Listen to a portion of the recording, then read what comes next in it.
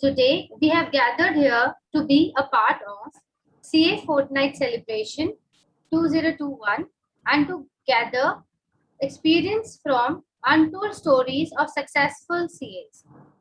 I, Hansika Patni, together with ICI Jaipur branch, heartily welcome our speakers of the day. CA Rakesh Mehra ji, Chairman of Banswara Syntex Limited, Rajasthan. CA Gagan Gupta ji, co-founder and CEO of Arise and executive committee member of Olam International Limited, Africa. CA Vikrant Bansali ji, government relation and training from Dubai. CA Ajay Singh ji, executive director of PDS Multinational Fashions Limited from Hong Kong. In conversation with CA Ankit Jain ji, past chairman of ICI Jaipur branch. We are so excited to have you all here from so many different countries with different stories and experiences. Indeed, we'll be very happy to be a part of your untold stories. With this, first of all, I would request Chairman, ICI Jaipur branch, C. Akash Barghoti ji, to take over and address our guests and participants. So, Thank you, Ankita. And I extend my warm welcome to our distinguished guest, P. Rakesh Mehra ji from Rajasthan, P. Vikrant Bansali ji from Dubai, P. Gagan Gupta ji from Africa, P. Ajay Jain ji from Hong Kong. And it's an honor for Jaipur branch to have such a galaxy of intellectuals coming together at the same platform from different parts of the world to share their success stories of our fraternity members. We are really very excited to have you here, sir. In this lineup, I appreciate the efforts of our Vice Chairman Kuldeep Gupta ji, our Secretary Ankit Maheshwari ji, and other management committee members for conceptualizing this unique program. And I'm really very excited to have you all here, sir. Thank you very much, sir. Over to Ankita. thank you. We are now ready to listen to great inspirational stories from our esteemed guest, from which I now hand over to C. Ankit Jain ji, past chairman, Jaipur branch, for further proceedings. Sir? Hello? Ankit, you're on mute. Am I audible? Am I audible now? Yes, yes. Okay. A very good evening to all of you. Good evening. Today we have first motivator, inspirational storyteller, and the one who has really achieved something which is really we other people cannot even think of. CA Rakesh Mehra sir, Banswara Syntex Limited is a leading and supreme company in textile industry. Currently, Banswara BSL is a public limited and listed company. It is a government recognized 4-star export house. Its foundation was laid in 1976 in just a rural forest town of Banswara, and Banswara is in Rajasthan.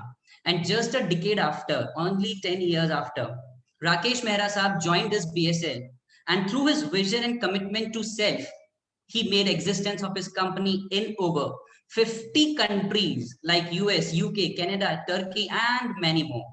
And he was able to service a number of highly reputed fashion brands like Calvin Klein, Marks, Spencer, and many others.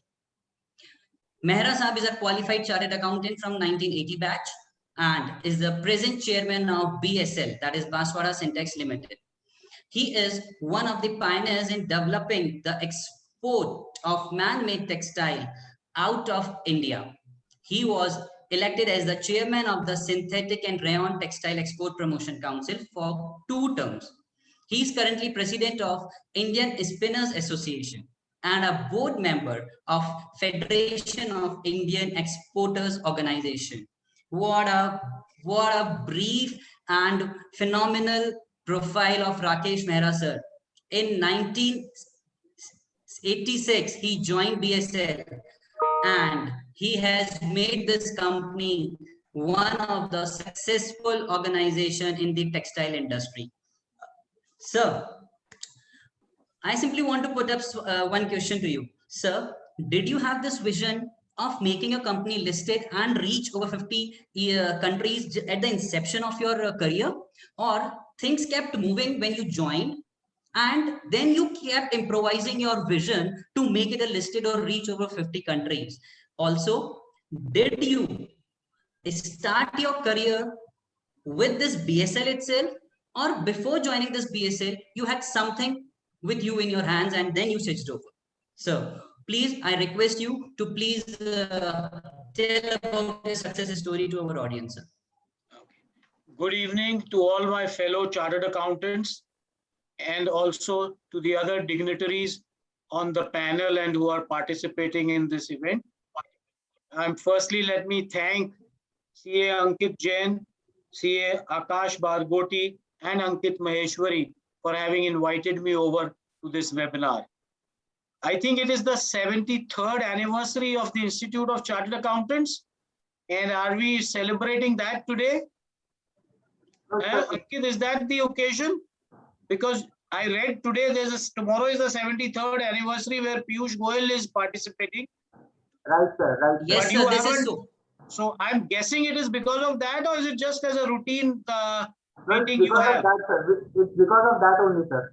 But you haven't highlighted that, Akash. I'm really sorry, sir. We are just celebrating this CA Day fortnightly. We have a continuous program. We are celebrating this from 21st. We are celebrating this day, and our programs continue till 5th of July, sir. Okay, so to answer your question, Ankit, please don't credit me for all that you have said. Banswara Syntex was set up in 1976. It's a family company that I joined. So immediately after qualifying, I became an exporter of garments. And I did that work for 4-5 years. And then I was invited to join the family business. Yes, I grew along with the company. When I joined in 1986, we were what I think an equity of about 2 crores. The company was already listed. So please don't credit me for all that. It was a listed company even then. But yes, we grew the company from a small unit of 24,000 spindles to what it is today. Today, we are about 150,000 spindles. We have in excess of 500 looms. And we have our own process house wherein we process about 4 million meters per month. And above all, we also have garment activities where we manufacture about 200,000 trousers a month and 50,000 jackets a month. So yes, we have grown over the last 30-35 years, and I have grown with the group. And just, being a CA, I was told that, look, you have never practiced, you haven't worked, you wasted 1 seat, which could have gone to some other deserving candidate. But let me tell you that I relish each day of my articleship, and I relish each day of having worked as a chartered accountant, because it really gives you excellent analytical skills and exposes you to very good ethics and business sense, and everything is there. I had the privilege of doing my articleship with a company called AF Ferguson and Company, which in the late 70s and the early 70s was one of the leading chartered accountants of the country. And that led me to audits of companies like Hindustan Levers and Mahindras and the Tata Group. So that gave me a lot of exposure. So coming back to your question, yes, we grew together. And let me again tell you, I just didn't jump to the board level straight away. Means I was picked up to assist the Vice President Finance and Accounts. And, I worked under him for maybe a year or 2. Then I moved to the plant for a couple of years and learned the intricacies of the business. And gradually I took over from the company. So does that answer your question or anything left? Because I drifted from the path. No, sir, definitely this answers to, but apart from this, how did you, or any challenges during this entire journey you faced? And if there were any challenges, or sometimes it happens to the people that, yes, there are 2 paths, what to choose, what not to choose. Though you have joined your family business at the inception, no doubt with it. But obviously, I think that during that course of journey also, you must have faced something that, yes, I have faced this challenge. And if yes, then how did you overcome it? Yeah, it Were was, there any? see, Barsooda Syntex was always a professionally managed company. And, you know, we had each division or every head was a professional in his own field. So winning each one's trust and each one's confidence was a big challenge, because you couldn't just say because you're a family member and you can do what you feel like. And I think I was groomed well and went through each stage and came up by my own competence and my hard work. And I must share with you, like I was for India, in India, I was instrumental in starting the exports of man-made fiber textiles. As you know, textiles can be either cotton or man-made. Right. Cotton, we all know what is cotton. Man-made is a fiber like cotton, but made from chemicals. So I was one of the first exporters who went abroad to start exporting man-made textiles. And I wanted to share this with you, because when you go to the export world in the foreign countries, people always thought Indians are thieves. You know, they would hesitate to open an LC in our favor, or they would hesitate to even send us cash in advance. They would say, okay, we will pay you the money, but what if you send us stones or mud or sand in the containers? You know, that is the kind of perception people had in those days. And look at it now. Today, we are a very respected country and we are a very respected supplier. And in fact, Ankit, I must confess, it has happened to us that we shipped containers with yarn, and when they reached destination, there was sand in it. You know, there was sand in it. And the fear of the customers was very correct, but it were problems in our country where there were thefts on the way to the port. The yarn was taken out and sand was filled in and the containers shipped. So those were some of the challenges and it has happened to all of us. You know, it's not just my company, but most of the companies have had these experiences.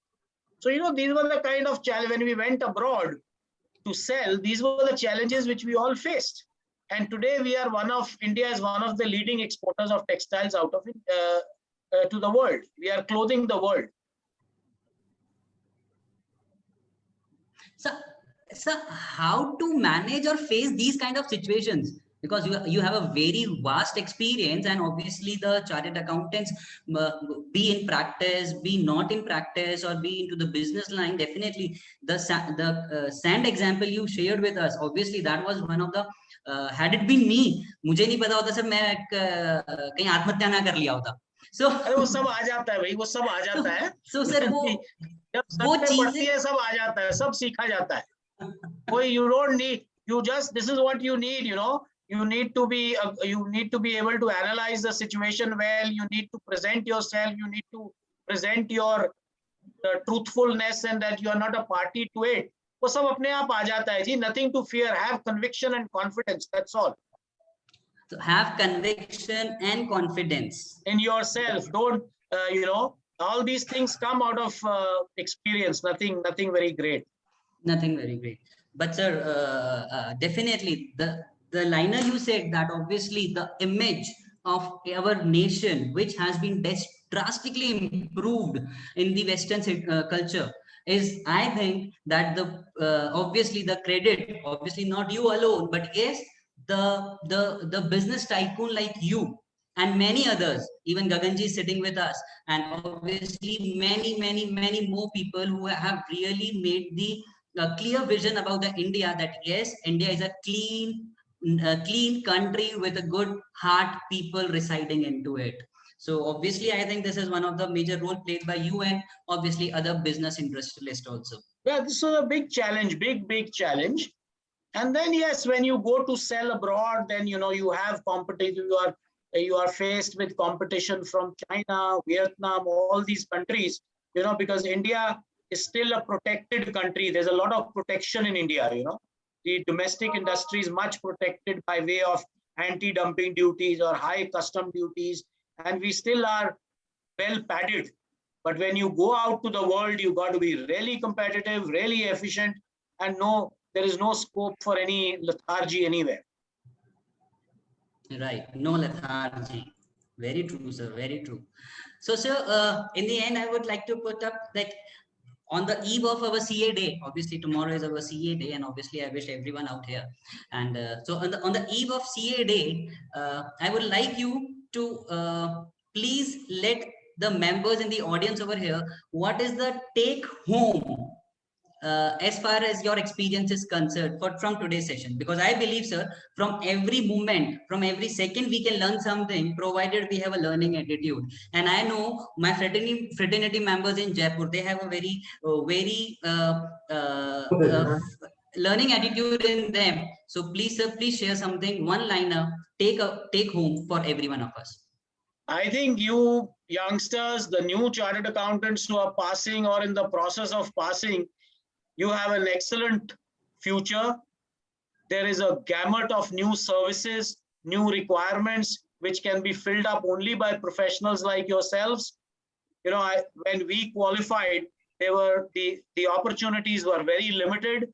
You could join a bank, you could join a company as a finance head or finance department or an internal auditor. And if you were, or you could join practice, or if you were lucky, you could join a multinational bank. I think that was about all that was available.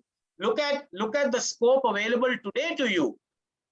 You know, the very word due diligence, I think, can occupy a lot of us doing due diligence all the while. This word was not heard of earlier, you know.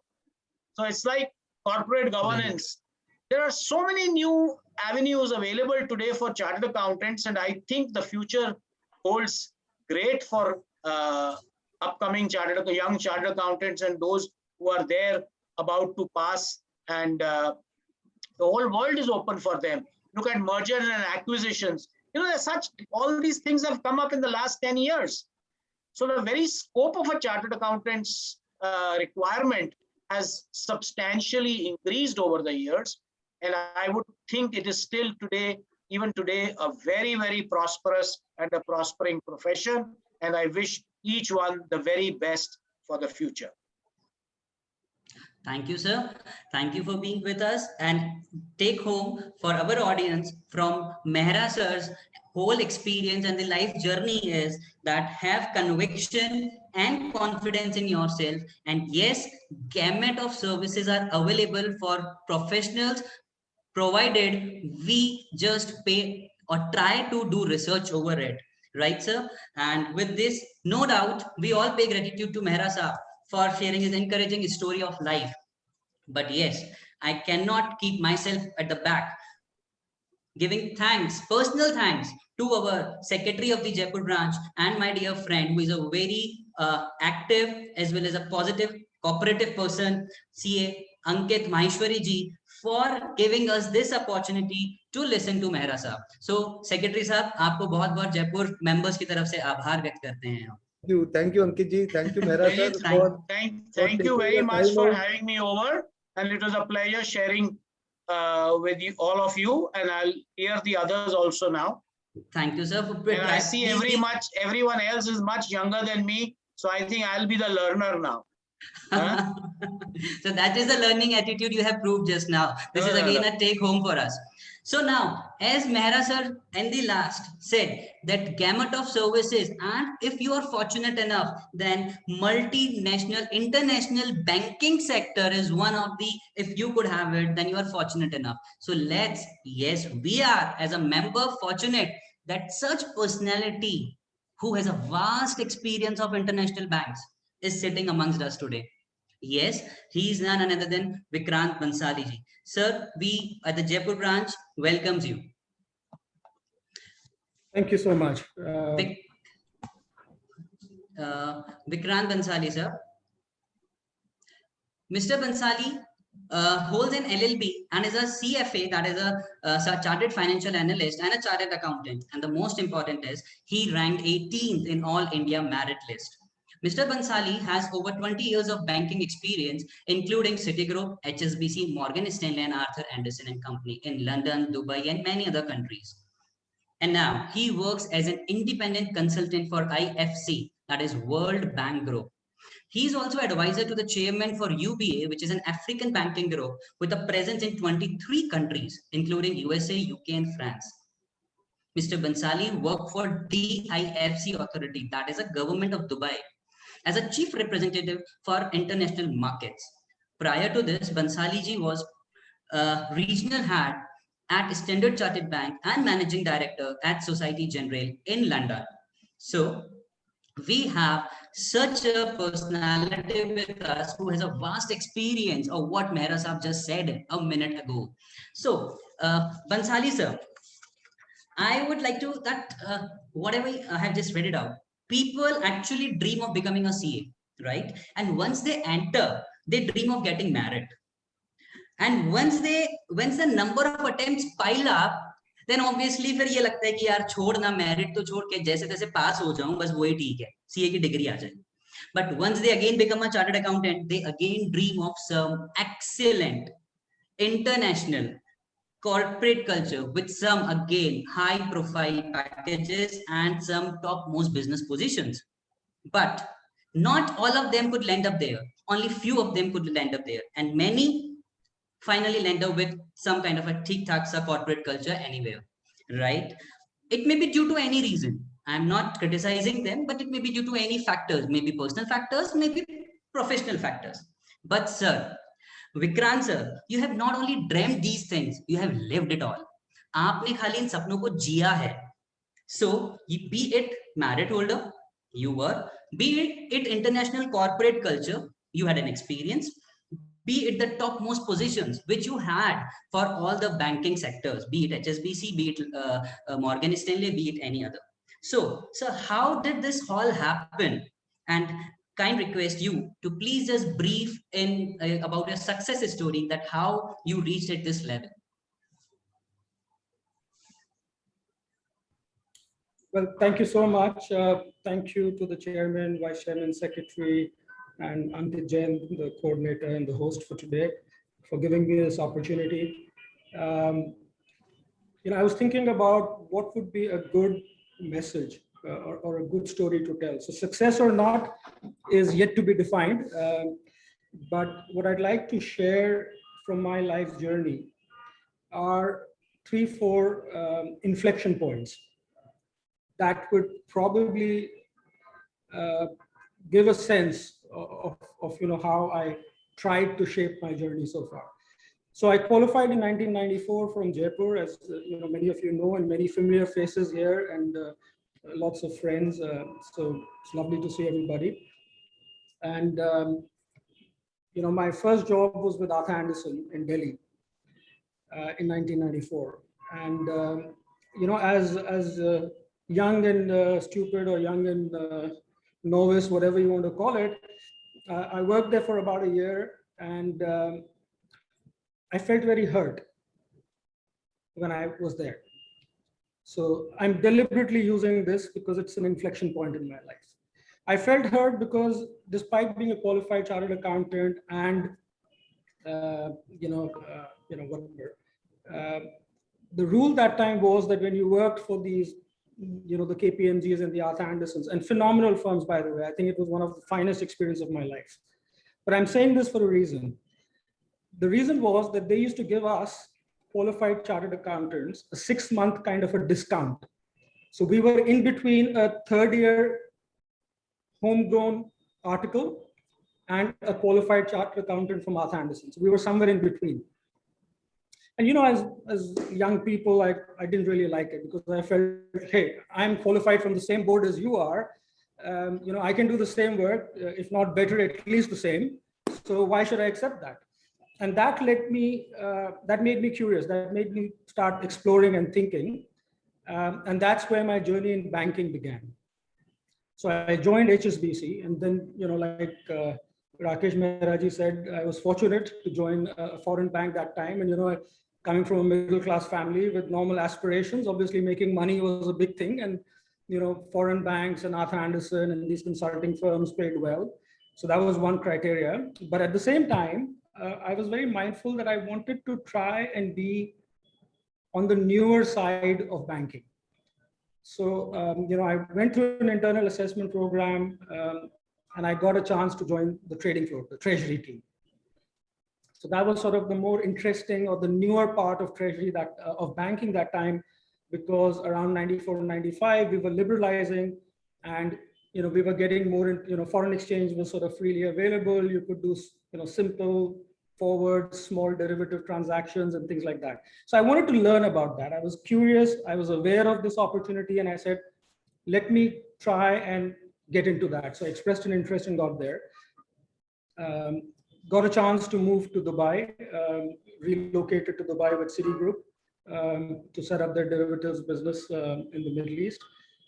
And when I came here, and that was my second inflection point, I realized that I was good. I knew a lot of things from an India perspective, but when I got exposed to the international environment and worked with, graduates from Ivy Leagues and various universities, as they are typically in foreign banks and various other companies, mathematicians and all that, I realized that there is a lot more that I had to do, a lot more that I had to learn if I truly wanted to be a derivatives guy, a treasury specialist, a trading floor specialist. So I looked up and said, okay, what's the sort of the gold standard in terms of the next academic qualification that I could do whilst still being in a job?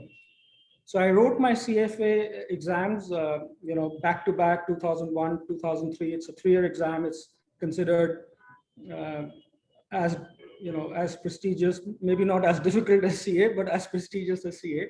But it was very relevant for my journey.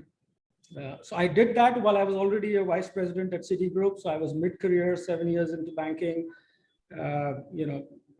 So the point I'm trying to make here is that I tried to look out for where the next opportunities are. I looked out for where my deficiencies were. And I realized that I needed to reskill and retool to add to, a lot more of bond mathematics, a lot more of data sciences, a lot more of derivatives, foreign exchange, options, and all of that. So that sort of was my next inflection point. That took me from Dubai to Bahrain to London. I was on the trading floor with Morgan Stanley as an executive director. Then I joined Societe Generale, as you said. I made MD at the age of 36. I wasn't the youngest, but I was amongst the faster ones to get there. World was looking good. I had carved my name as a credit derivative person, especially looking at the Middle East business. And lo and behold, the next inflection point comes. And that is the Lehman Brothers crisis. So in 2008, September, if you recollect, Lehman Brothers went bankrupt. The whole derivative market collapsed. So effectively, everything that I had done to build my career into sophisticated derivatives like credit defaults, CDOs, synthetic structures, SIVs, etc., the whole market collapsed. So effectively, everything I had built up to just vanished. So it was a setback. And I thought to myself that the comeback has to be stronger than the setback. Everything that we learned during my articleship, during banking and all, in the early days in India, all that came in handy. The markets became a lot simpler. Instead of credit derivatives, people were doing interest rate derivatives, swaps, FX transactions, etc. So I retooled, and then again, I thought to myself, okay, let's be resourceful here. Let's try and think where best I can get, I can add value to an organization. So I had, friends and connections and in the market, people in Dubai had heard of what I was doing. So I got an opportunity to get into Standard Chartered Bank to run their Sub-Saharan Africa business. So I said, wait, this is a great opportunity. I know the fixed income business, the treasury business, the dealing floor business. I'm just going to run a new geography or look after a new geography now. So that worked out really well. Spent some marvelous time. As a matter of fact, even today, I'm calling in from Nigeria in Africa. I'm here on a consulting assignment. So that was another inflection point where I thought being resourceful, being aware, reaching out to people helped. And there's a reason why I'm saying all this to you. I'm going to stitch this back together in a few minutes. Whilst I was running this, whilst I was with Standard Chartered Bank, I had this burning desire that I wanted to be an independent consultant. I really cherished my time at Arthur Andersen. I left it, like I said, I was naive and young, but I always enjoyed the consulting aspect, the fact that you work on new transactions, new deals every time, and so on and so forth. So I wanted to get into consulting, and I realized that to be an entrepreneur, to do something like that, I needed, again, to do a few things before that journey. I needed to broaden my network. I needed to reach out. So, in banking, you get very specialized either on product or geography. So my product group was treasury, fixed income, credit, and all of that. My geography was emerging markets, India, Middle East, Africa, and all that. Now, if I want to do consulting, I obviously want to cast my net wide and do a variety of things. So I decided to join the government of Dubai as their chief representative for the IFC Authority. Had a very good run there. Spent little under 4 years. And as I felt confident and ready for it, and obviously during this time, I was reaching out to people and making inquiries and so on and so forth. I finally took the plunge. I took the risk, and that's what entrepreneurship is. Calculated risk. It's not gambling. Going to a casino is not entrepreneurship, but taking calculated risk, preparing yourself for it, and then taking the plunge, getting out of your comfort zone, doing something different is what I think is my way of looking at entrepreneurship. So I moved out, started off on my own. Today, like you said, I'm a consultant for IFC World Bank. I've done projects in China, in Cyprus, in Saudi Arabia. I've advised startups to governments, Belarus. Currently, I'm in Nigeria, as I told you.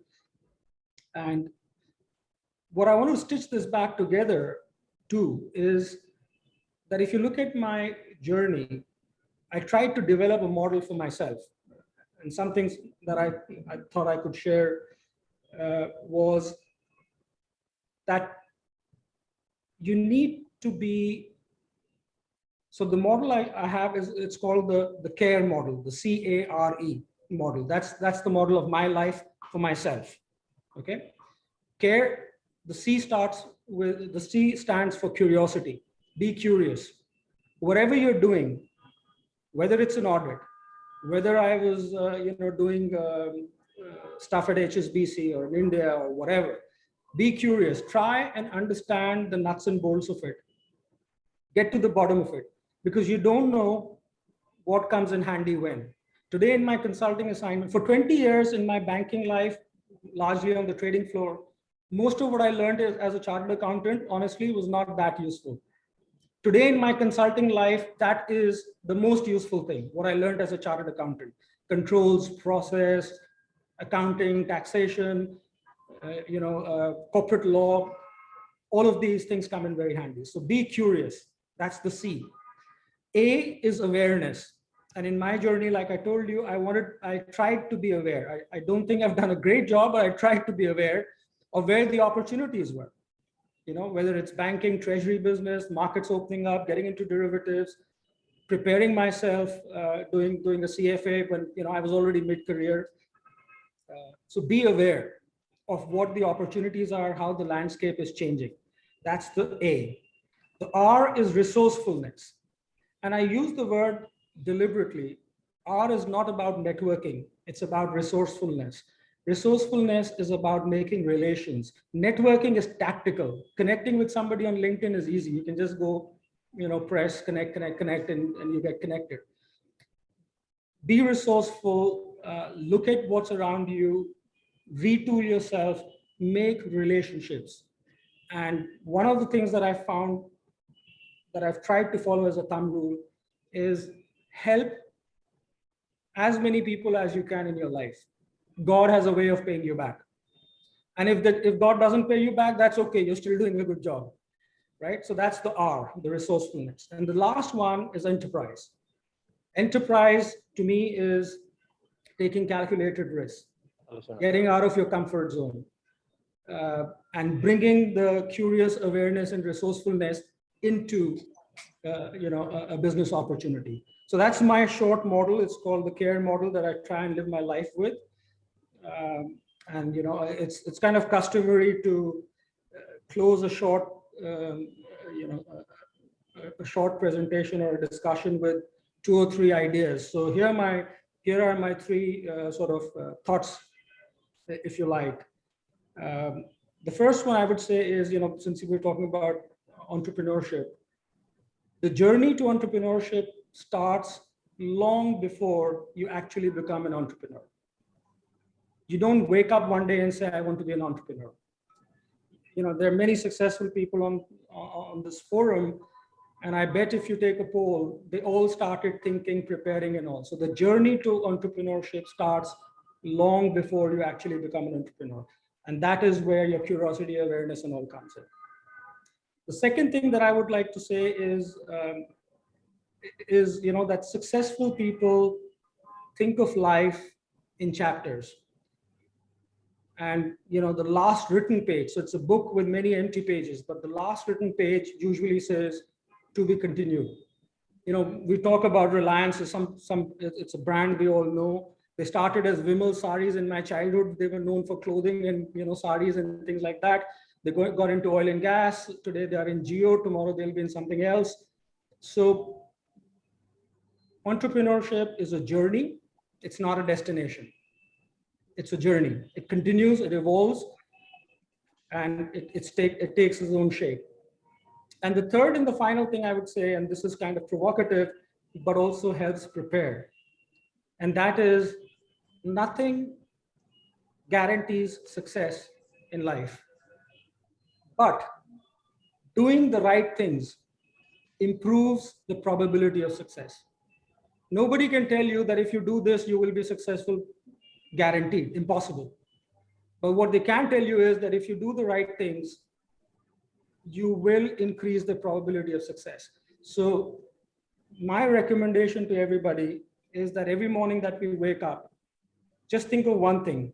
How can I improve the probability of me being successful today? There are no guarantees, but just keep working on the probability. Right. And one day you'll hit the jackpot. And when you hit the jackpot, aim for something bigger. So that's my short time. I thought you gave me 12, 15 minutes. I hope I haven't overrun. Thank you. Back to you. No. Thank you, Vikrant sir, for such an inspirational story, and with such a such a politeness in your words and your everything, sir. Obviously. So the take, which I think that the take home from your success story is, like, as you address two, three things. One is obviously care, and obviously in this pandemic time, we are obviously we have judged this word how care important is, and apart from that, obviously you have told us today that what actually care stands for. So thank you for this again. And obviously जो एक चीज sir मेरे को बहुत अच्छी लगी कि आपको जब हर्ट हुआ तो आपने उसको ऐसे ही नहीं छोड़ दिया.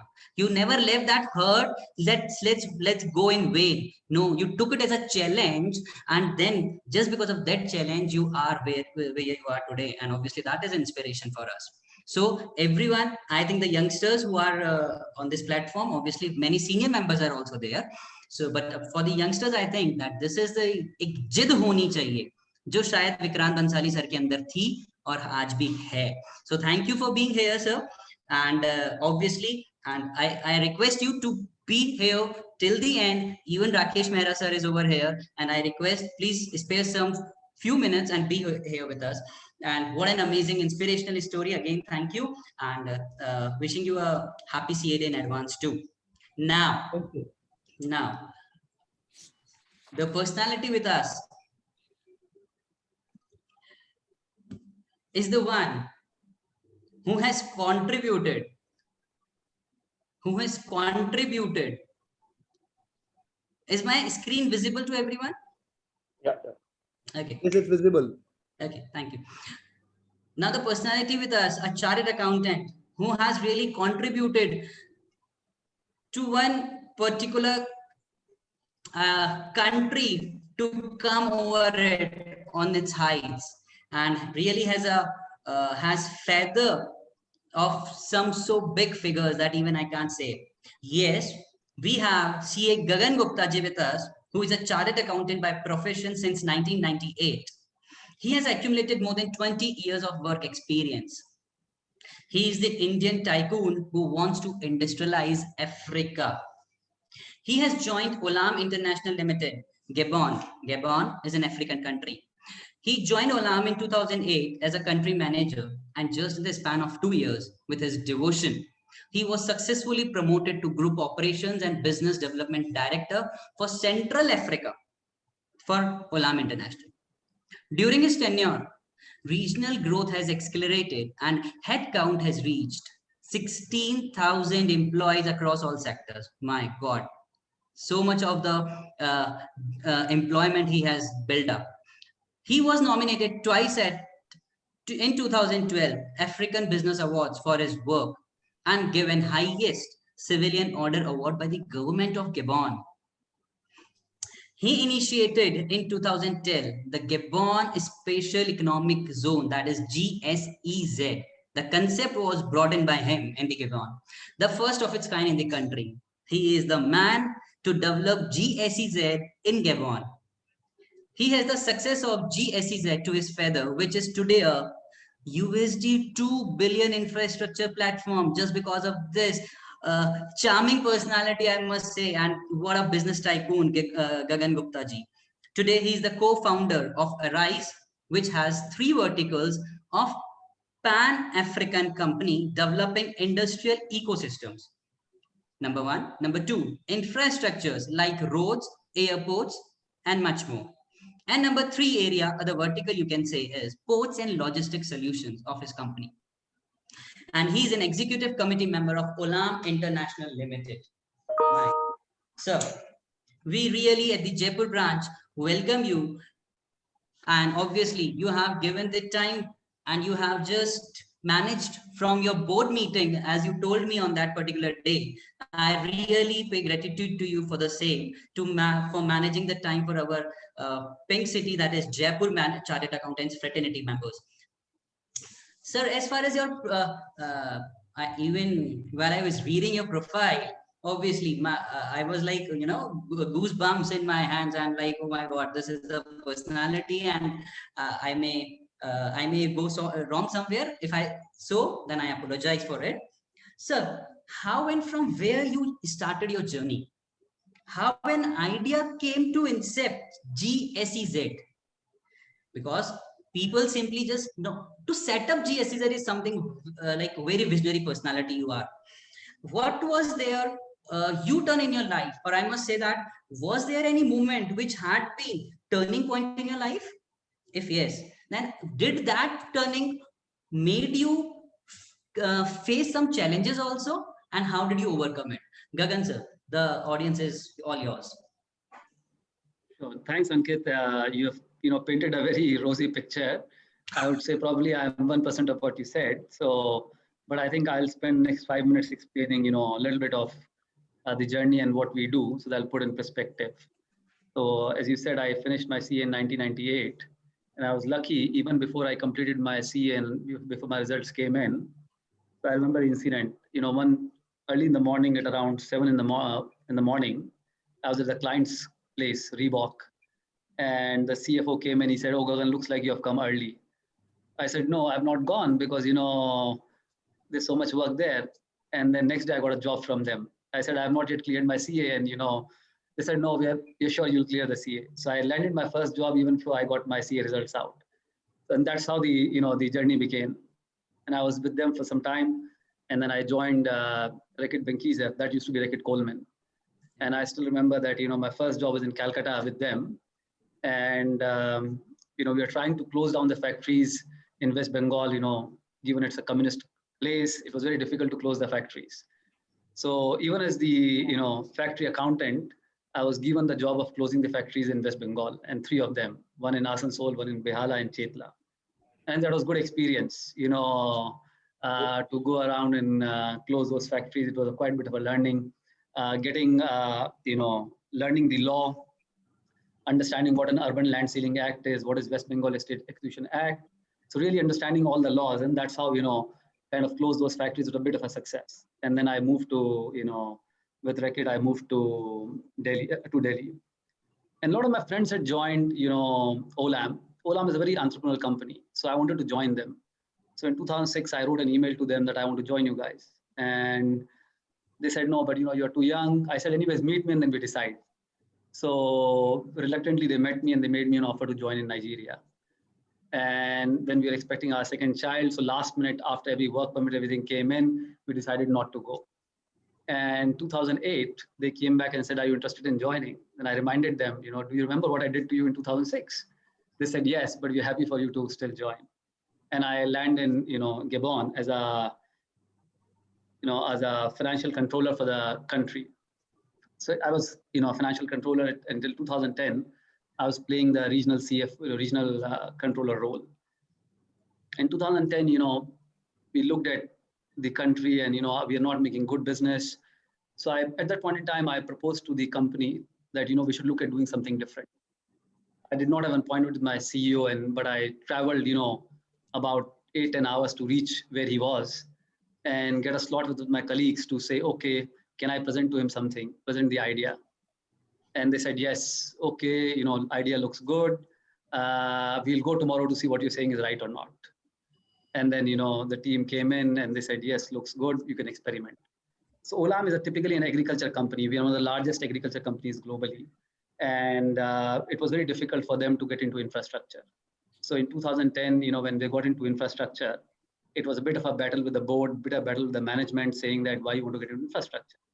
So in 2010, we got into infrastructure, we created first industrial zone. And I'll talk about it a little bit later. And then it was quite a bit of successful. In 2014, I went to them and I said, we want to build a port. And then in 2015, we began another port. So at that point in time, they said, Gagan, we started with one that was an exception. We are an agri company. We cannot be just doing, infra. Our balance sheet does not support it. So you can do it, but don't ask money for it. And give the money that you've taken from us till date. So that was a little bit of a, I would say fun part. So then we went and looked for outside investors. We got our first outside investor in 2016. AFC, they put in $140 million with us.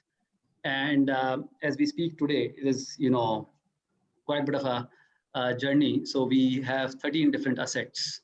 And when I say assets, so these are the infrastructure assets that we build, own, operate. So we have, ports in Gabon, in Côte d'Ivoire, in Mauritania. Then we have industrial zone in Gabon, then in Togo.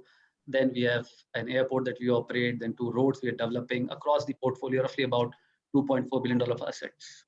And then we attracted a lot of large investors with us. So we got AP Moller Capital, we got Meridium, we got Stoa. A lot of people came in and put the money with us. So in the last 4 years, we have done roughly about 1.2 billion euros of M&A and raised about 800 million euros. But all of it has been possible because of 3-4 reasons. I think first, great team. So we had an outstanding team, very motivated team that has been able to do it. So that little bit of the journey, yeah. And what we do. So I think when we looked at Africa, about 8 years back, I realized there are key 3-4 problems.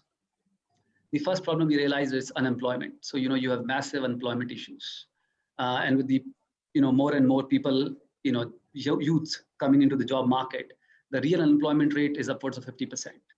And at the same time, they produced most of the raw commodities. So you take off cashew nuts, 55% of global cashew nuts produced in Africa, 70% of global cocoa produced in Africa. Cocoa is a $100 billion industry, and 70% of that is significant, but they only retain 3% of the value in Africa. Rest all is sent outside. The third thing we realize is definitely increasing income gap, so between have and have-nots. And these are true social challenges, which while we kind of don't see it, but they're underlying becoming bigger and bigger problems. And fourthly, climate change. While we don't see it, but it's happening every day. I mean, a simple, if I go back, in my childhood, we never used to need, ACs all the time, but you can't survive without AC now. And that's simply because the temperatures have risen. So we said, what can we do? And that is when we came with the concept of the industrial zone. While industrial zone looks very simple, that you build an, infrastructure, but what we do is we focus on building the entire value chain, right from solving the raw material problem to financing, to getting the infrastructure right, to government approvals.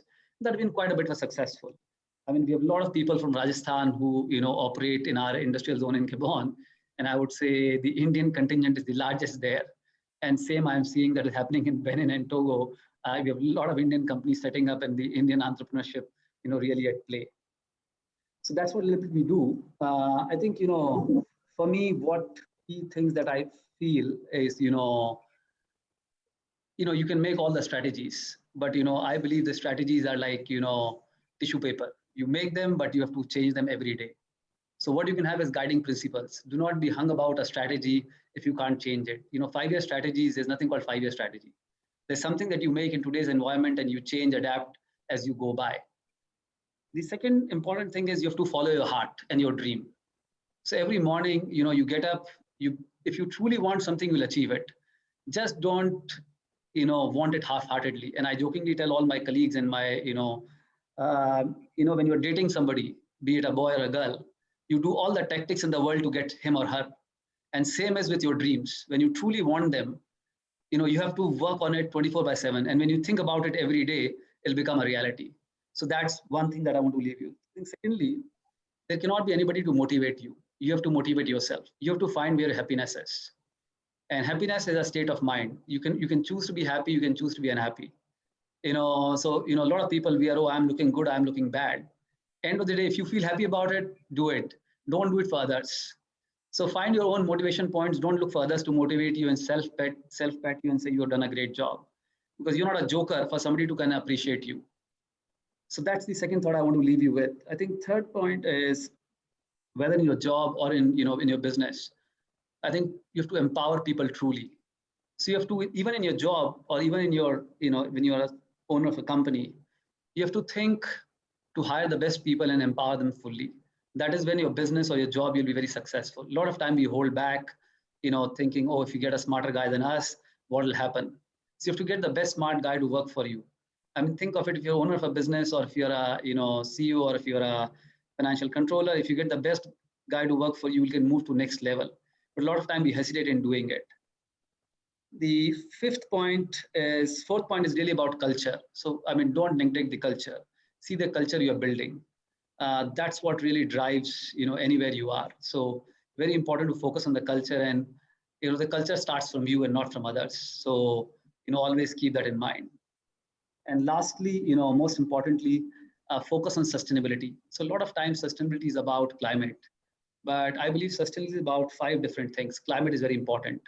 You need to focus on climate. So, for example, whatever we do, we are very focused on powering everything with renewables, be it, we are building industrial zones where we inject concrete with carbon so that the entire industrial platform is carbon neutral, carbon positive. So think of, climate, that's very important part. I mean, think of community. Very important that one of the key stakeholders is community, how you give back to the community.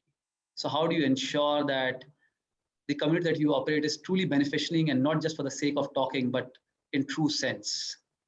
The third part is government. Government is an important stakeholder. So, I mean, simple things like ensuring you're paying your taxes, you're declaring everything that's required, not for lip service, but in genuine manner. I think fourthly, for long, the capital, I believe, when people invest capital, they believe that the return only belongs to the shareholders. But I think returns also belongs to employees, it also belongs to community. So think of a model whereby the profit is not appropriated just for the shareholders, but appropriated for the communities, appropriated for the employees. And lastly, but not the least, very important, shareholders. So think of, sustainability from that perspective. In terms of, I think, Vikrant, Rakesh ji, and, everybody has said a lot about opportunities. I think the opportunities are massive, for CAs. I was an excellent little CA. So when I wanted to be an engineer, I did, till 12th standard, I did my engineering. and I did not get into any, college, which I wanted. And I have 13 CAs in my home. So everybody said, okay, Gagan, do a CA. And I ended up being a CA. And I was lucky. I did my foundation. I was a rank holder, but that was all, luck by chance and being at the right time at the right place. But I think from a CA perspective, I'd say the opportunities are massive. Because as CA, we are taught the amount of knowledge that we gain is outstanding. In none other profession, we get that kind of knowledge. Massive opportunities, be it on the climate side, be it on the environment side, be it on the sustainability side, be it on the business side. I think especially the young CAs coming out, sky is the limit for you. And happy to help and get advice. I mean, give advice if any of you want specifically. I'll share my email address. Reach out to me. With little knowledge I have, I'll be happy to share my thoughts. With that, I'll stop. And once again, thanks for having me, and thanks for organizing this. Outstanding to see 89 people on the call. Thanks for it.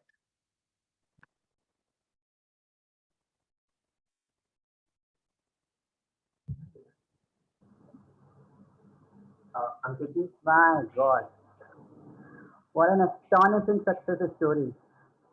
And obviously after this, everyone needs a sip of water and a sip of tea too.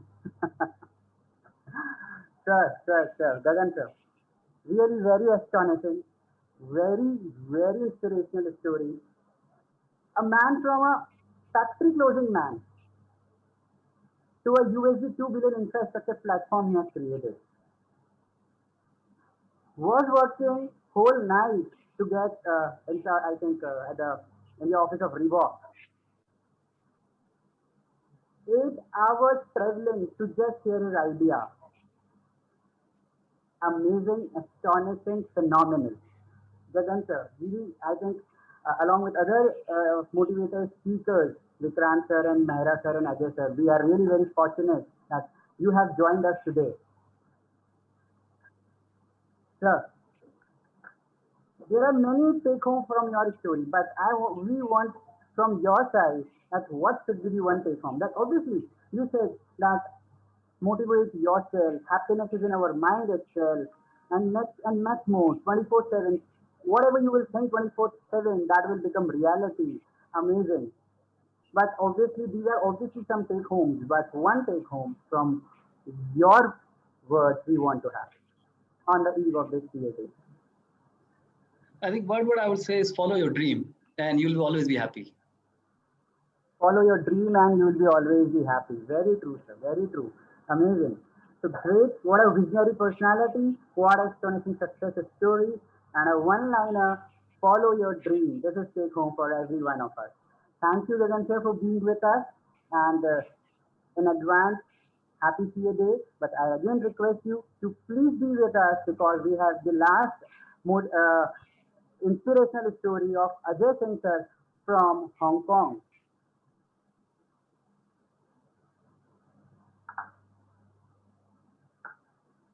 Just a second.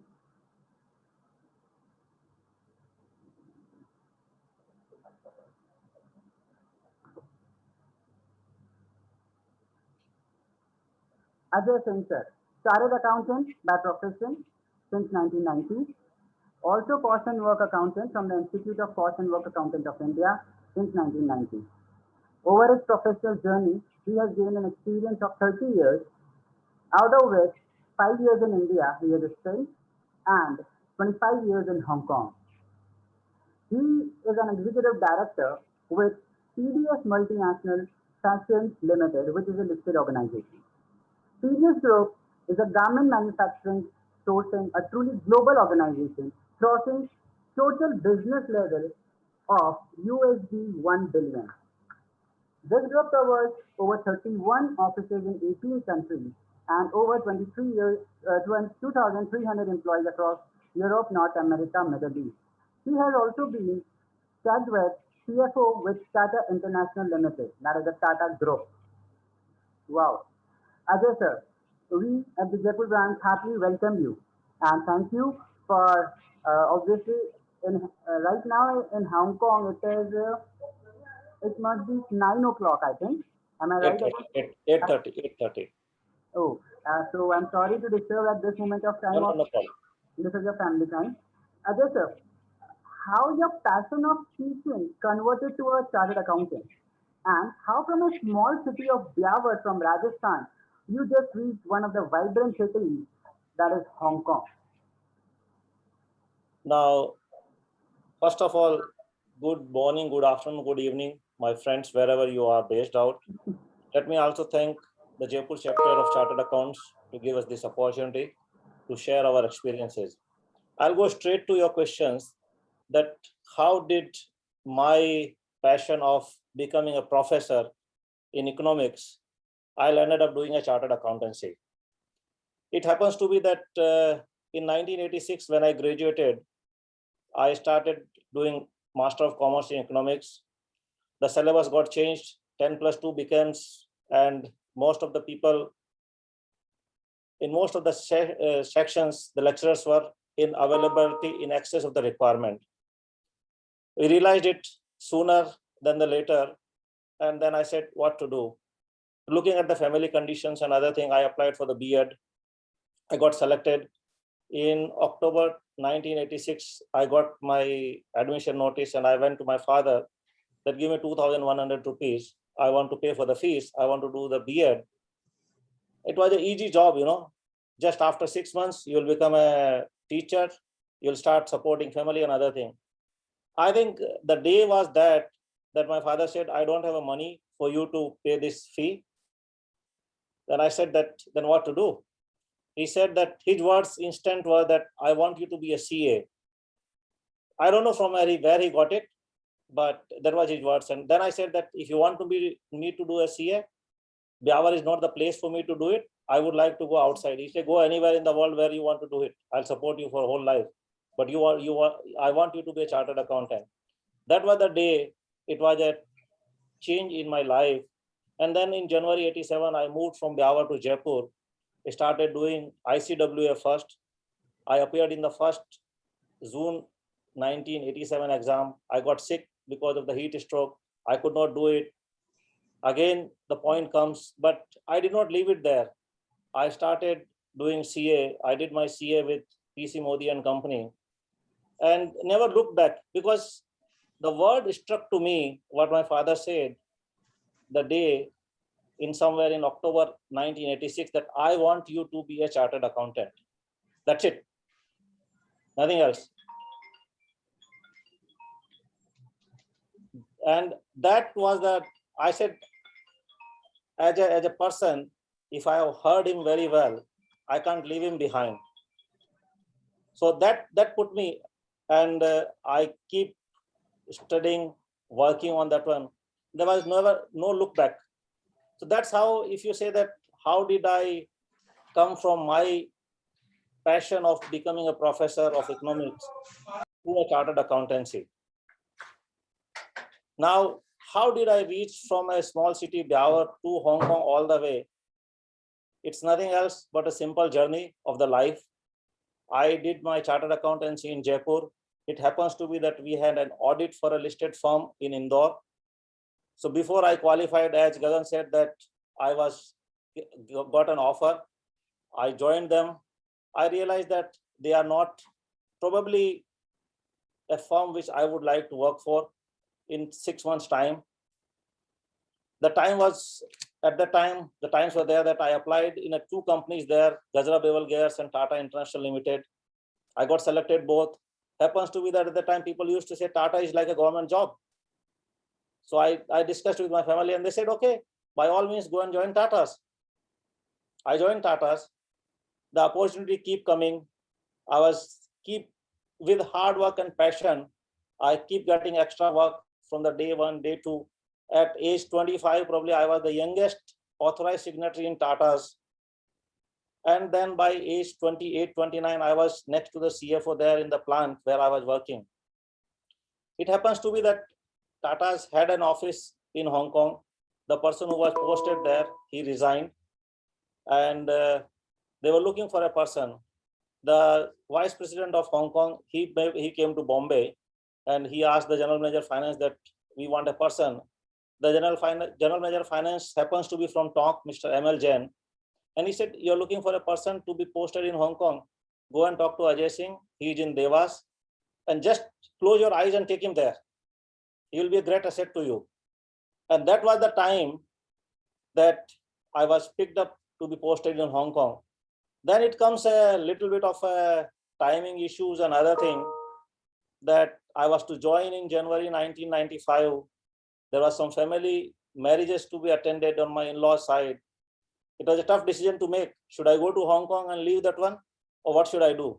But whole family supported, and I moved to Hong Kong. Since January 1995, that is the time I'm in Hong Kong.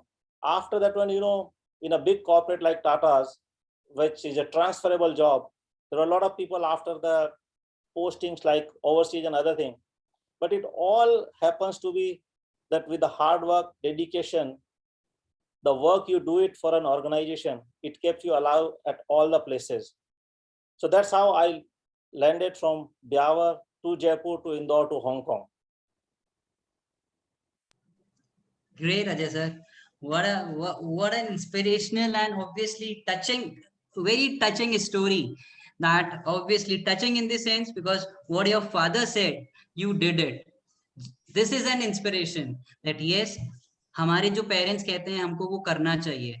And यहाँ पे मैं आप सबको एक चीज बोलना चाहूंगा that yes, sometimes we are so much we have a fear of our spouse, we have a fear of our wives especially, right? And just because of that fear, we leave all the things. Oh my God, my wife will gonna scold me if I'll not do this or do that, whatever she has asked for. Sir has left the wedding of in-laws just to gain this position and where he is today. And Ajay sir is obviously one of the very, very polite person. And when I had a words with him, he never say no. He always said, Ankit, I'll manage. Just give me some time. And thank you, Ajay sir, that you have been over here with us to share your inspirational story. Ajay sir, I would request you for one-liner take home for all the audience. See, one-liner take home for audience is we all during the whole life cycle have to unlearn to learn. That means that every day we have to learn something new. We have to forget first what we have learned. If we keep carrying our baggage of that, oh, I know this one, I know everything, then we will be able to learn new things and add new things. So there is a phrase from Professor Boris of Harvard. In fact, we were yesterday there there was in a training session with him. He said that you have to unlearn every day to learn something new for tomorrow. The day this cycle stops, your learning will stop. And the day the learning stops, you will become stagnant and there is nothing more to look for. Wow. Great, Ajay sir. Learning should never stop. Unlearn to learn. Amazing take home. Thank you, Ajay sir. And obviously, before I hand over to Hansika, definitely we all members of the Jaipur has been fortunate enough to listen and to inculcate some things from these 4 inspirational stories into our life so that even we can reach somewhere someday. And obviously cross your fingers like Vikrant sir, Ajay sir, Mehra sir and Gagan sir. क्या पता हमारी भी किस्मत ऐसी हो कि हमको भी कहीं हमारे लाइफ एक्सपीरियंसेस शेयर करने पड़े. So obviously thanks to all 4 of you. Before I hand over to Hansika, no doubt with these inspiration, the stories, thanks to these personalities, but yes, I cannot miss the opportunity because of whom we have received this to hear them. Obviously, I have thanked Ankit Maheshwari ji for his lead, and obviously for asking Mehra sir and to share his stories with us. Obviously, I cannot escape my younger brother and vice chairman of the Jaipur branch, Kuldeep Gupta ji, who is here with us because of, and obviously our respected Prashant Agarwal sir from Jaipur itself, through because of Kuldeep ji, that yes, we got an opportunity to listen this vibrant personality, V for Vibrant and V for Vikrant Bansali ji. Thank you to Kuldeep ji and Prashant ji. And obviously my mentor, my affectionate person to whom I really adore. I am very affectionate, Rajiv Biani sir, who is also with us today in this webinar. Thanks to Rajiv Biani sir also for allowing us and for making this inspirational story of Ajay Singh sir in front of us. So thanks to all of you, and thanks to Jaipur branch for this something different and unique concept apart from academics. And now over to Hansika. Thank you, Ankit Jainji. Thank you, everyone, and thank you, our speakers who shared their inspirational and motivational stories with all of us. You really, really helped us all, and each one, and we really got every kind of a different thoughts, a different guidance from all of you. We were really helpful to know your past experiences. And before I hand over to CA Ankitji Maheshwari, Secretary Jaipur branch, I request each one of you to please take out some time for the blood donation camp that is to be held tomorrow on 1st July 2021 on the occasion of CA Day. Please come forward to save lives. Now I request CA Ankitji Maheshwari, Secretary Jaipur branch, for deliberating vote of thanks to all. Thank you. Thank you, Hansika. Wonderful moderation you have been doing. But I think the irrespective of the four stalwarts we had today, I think Ankit, you were absolutely flawless, putting up a lot of questions to all these eminent personalities. And I am sure it was an enriching session. I was so happy to see, the number of audience for a non-CP program, because whenever we do a CP program, it's always easy for us to get audience. But whenever we do a non-CP program, the challenge is always about getting, maximum people, and the credit goes to all the eminent speakers and Ankit for, doing this very different kind of a program. There are a lot of takeaways for us also, Ankit and Akashji. One is that I think we should connect more people from industry to come forward to discuss their thoughts. It's just not about the unconventional thought processes these four eminent people have shared, but it's all about how we as a community connect with each other. For this entire program, we were also talking to Kumar Mangalam Birlaji, and on this forum, I want to say that I have got a very good assurance that in the next program, we will find him here, and I am sure that would be another enriching experience.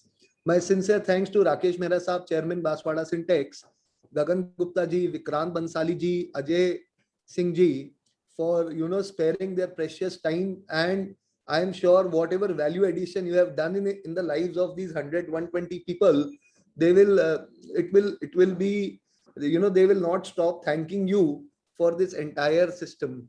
Finally, I wish to place my thanks to Ankit, not the moderator, but the mentor of the program, and Akash, my colleague in the managing committee, the chairman, who always come up with these unique kind of thoughts and give. I always I told in the last program also the kind of free hand he gives. But I also want to thank one more person who was working day and night hard on this program, and he was our vice chairman of the branch, Kuldeep Gupta ji, who was on it, and because of whom we are able to connect so many people in the industry. Thank you all. Thank you once again. Looking forward for tomorrow's blood donation camp. It's a very important camp since there's a lot of blood crisis going on, and Jaipur has always done well in this particular aspect. So please come forward in maximum numbers. There's approximately 10% blood scarcity, which is already there. Also, we have a vaccination program lined up. Looking forward for tomorrow, Chartered Accountants Day. Happy Chartered Accountants Day in advance. Thank you so much. And happy CA Day to all of you. Thank you, everyone. Thank you to all the speakers again. Thank you, Ankit. Thank you all. Thank you, sir. Thank you, everyone. Thank you, Gagan sir. Thanks, Thank you, everyone. Happy CA Day. Thanks. Happy CA Day. Thanks. Thank you. All the best.